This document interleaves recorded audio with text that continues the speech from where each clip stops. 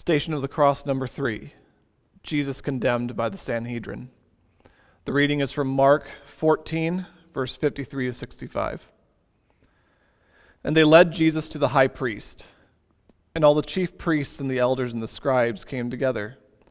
And Peter had followed him at a distance right into the courtyard of the high priest, and he was sitting with the guards and warming himself at the fire. Now the chief priests and the whole council were seeking testimony against Jesus to put him to death, but they found none.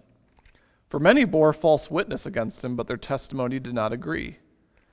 And some stood up and bore false witness against him, saying, "We heard him say, 'I will destroy this temple that is made with hands, and in 3 days I will build another not made with hands.'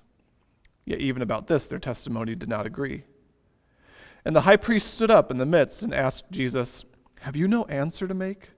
What is it that these men testify against you?' But Jesus remained silent and made no answer. Again the high priest asked him, 'Are you the Christ, the Son of the Blessed?' And Jesus said, 'I am.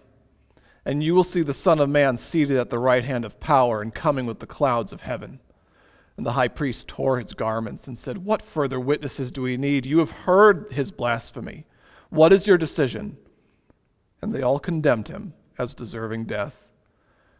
And some began to spit on him, and to cover his face and to strike him, saying to him, 'Prophesy.'